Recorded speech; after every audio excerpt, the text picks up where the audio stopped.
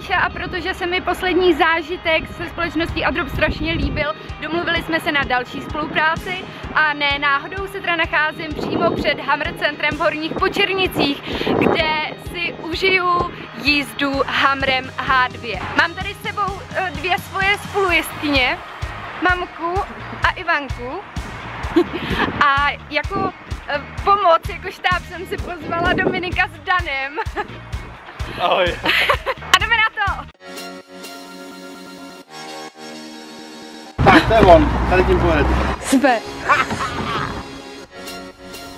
Tak už nám svěřili tady tu krásku za náma.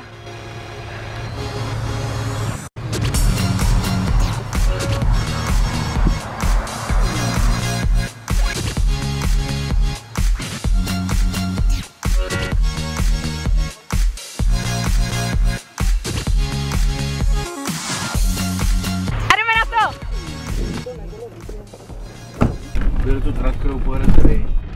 A potom budete řídit vy, vám budu říkat u každé překážky co a jak se přejíždí, jo? A co budeme řadit. Tak jo. Tak to první, pověřte si nahoru a pomalinku se svalíte dolů a po brzdě pomalu dolů, až se úplně zastavíte. Dobře. Aby jsme nenarazili a neurvali značku. Takže když stojíme a jenom přidáte lehce plyn a pojedeme dál. Tak jo.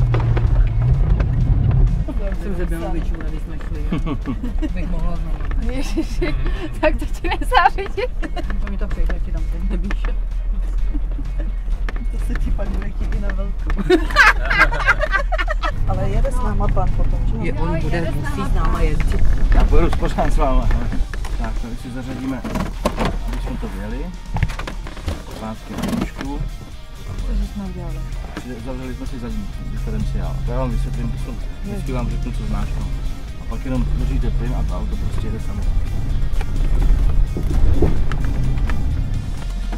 Tak jdeme zmáčknout takhle rozříct si jedničku. V sobě, takhle zmáčknout rozříct si jedničku. Tohle musíte zmáčknout. Takhle jednička a můžeme. Puste nohu z brzdy a zmáčkneme plyn. Ježiši. Jaruško, ty se nevylejvaj. Nepamatuji si kam jsme. Pomalej trošku, jo? Nahoru na kopec. Jdu pomalinku.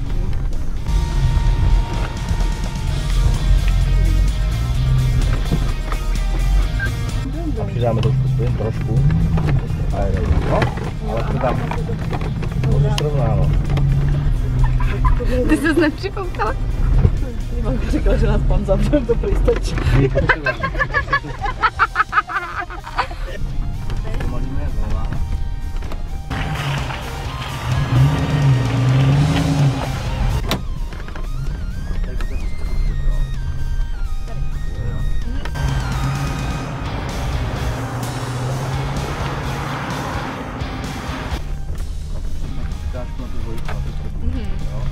A vyjedeme nahoru a pomalinku po brzdě pojedeme dolů.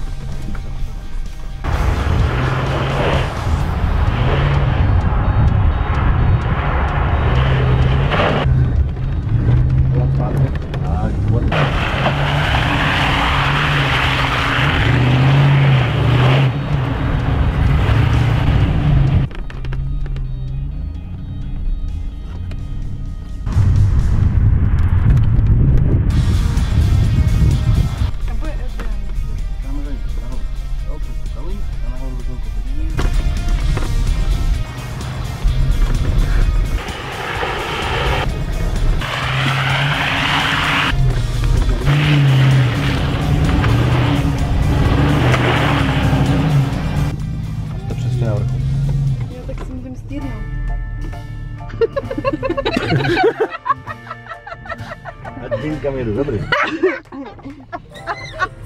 Jako se můžeme i přepudrovat. Nebo i přebalit. Puste brzdu. Ne.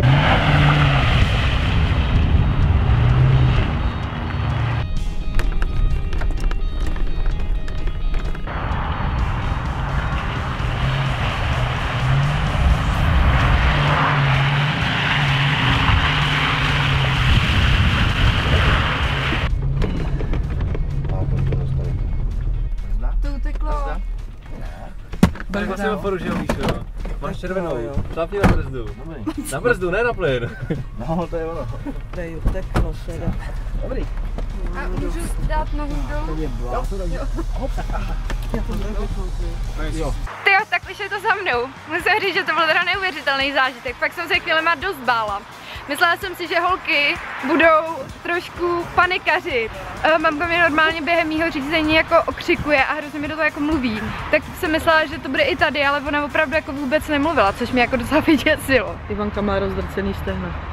Bot, ty jsi držela za nohu? Jo, já jsem jak prase.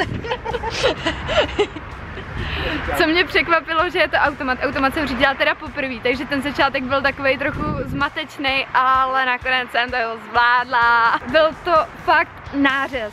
Rozhodně to všem doporučuju a těším se na vás u dalšího videa. Ahoj!